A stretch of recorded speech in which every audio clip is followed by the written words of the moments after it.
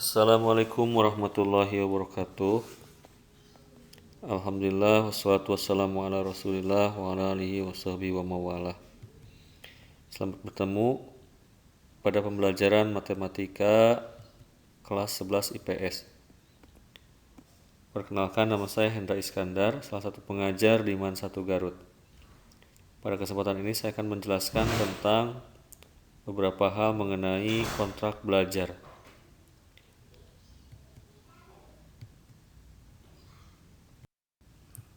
Dalam kontrak belajar ini ada beberapa hal yang perlu disampaikan, di antaranya mengenai kompetensi dasar, materi, kriteria ketuntasan minimal, agenda kelas, dan penilaian. Kompetensi dasar yang akan diberikan pada pembelajaran selama satu semester ada 5 KD pengetahuan dan 5 KD keterampilan.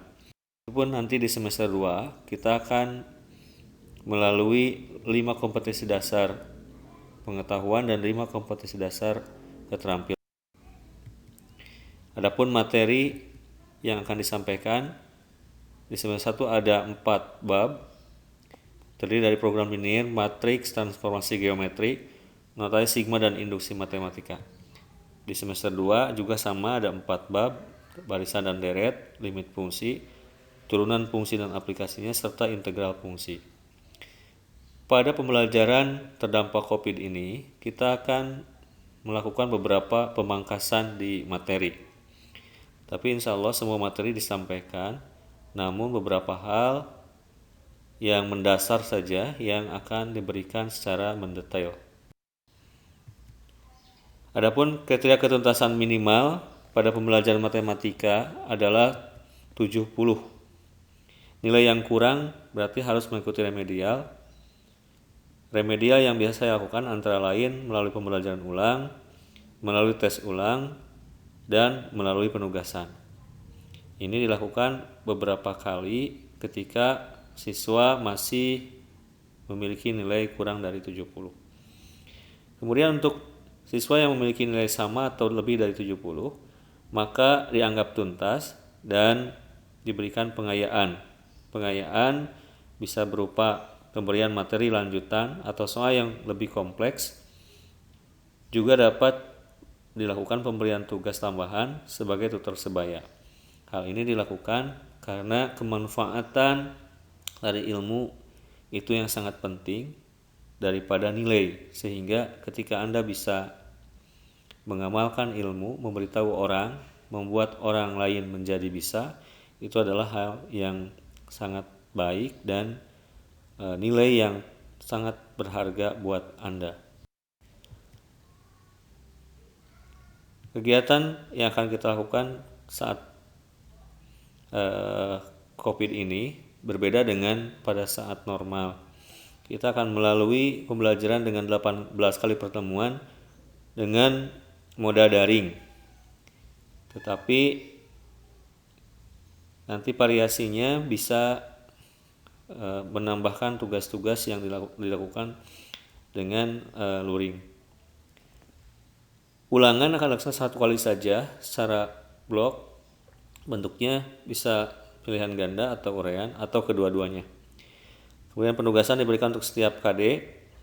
Jadi KD keterampilan, KD pengetahuan itu diberikan penugasan. PAS dilakukan di akhir semester. Bentuknya bisa soal pilihan ganda atau urean atau kombinasi keduanya. Pembelajaran daring yang akan dilakukan oleh kita nanti akan dicoba dengan beberapa cara. Antara lain dengan penggunaan beberapa aplikasi yang memungkinkan untuk variasi pembelajaran.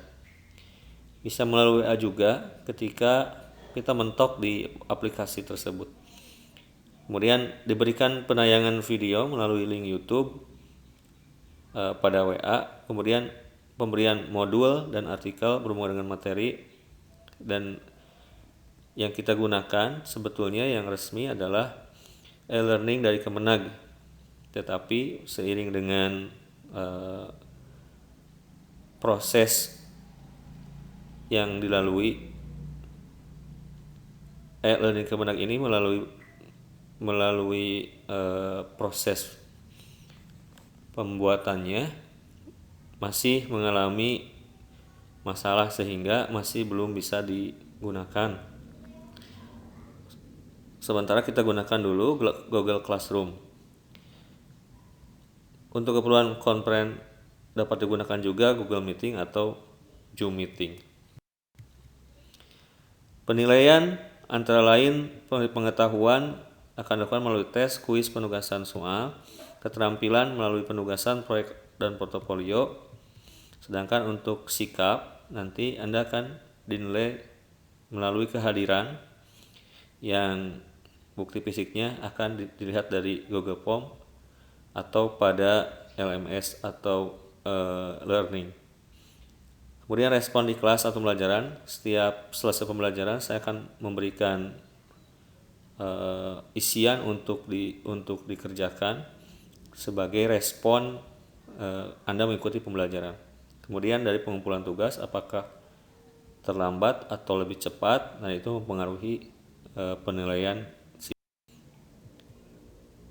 Catatan tambahan pada pertemuan ini bahwa absensi kajian tidak boleh terlambat, pengumpulan tugas juga tidak boleh terlambat, dan itu keterlambatannya akan mengurangi penilaian. Kemudian hasil pekerjaan harus dapat dipertanggungjawabkan sebagai hasil pekerjaan mandiri.